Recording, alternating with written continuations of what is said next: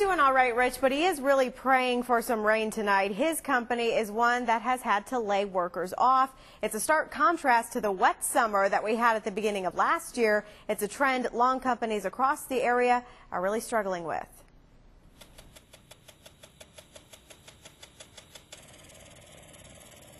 Burnt to a crisp and crunchy when you walk on them. Look familiar? A lawn that no matter how hard you try, just won't stay green. Normally they're green and lush and full, but this year, even with irrigation systems, we're finding that the irrigated lawns are even having a hard time staying green. Josh Schmieder owns Josh Lawn Care and Landscaping out of Honeoye Falls.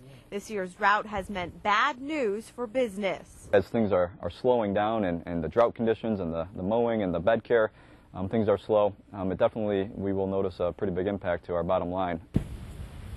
While the crew has worked today, that hasn't always been the case over the past few weeks. We're cut way back production. You know, we're cutting some guys. We're laying a few guys off because it's just we can't seem to keep up, keep the schedule full. For a company that only employs about 25 people, having to lay off a workforce is not the direction Josh wants to be headed. We're probably down the last 3 to 4 weeks, I would say 15%. The good news is our meteorologists say much needed rain is in the forecast. Every year is different and you have to take it as it comes. Josh says even if you think your lawn is beyond saving, a little rain will make all the difference. To be honest, in a couple of weeks, 2-3 weeks, from getting some decent amount of rainfall and replenishing the water in the soil, you'll see a completely green lawn again.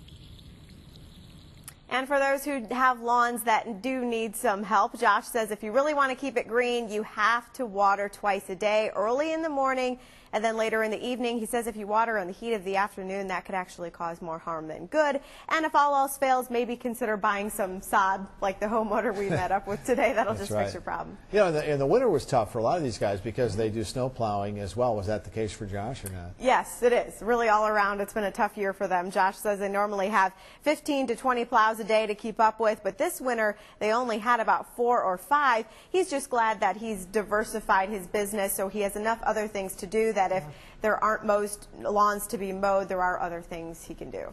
Well, we heard we're going to get some rain, so that's going to get the grass to grow, and then they'll have some grass to cut. Absolutely. Soon. We Christine, thank you very much. Yes.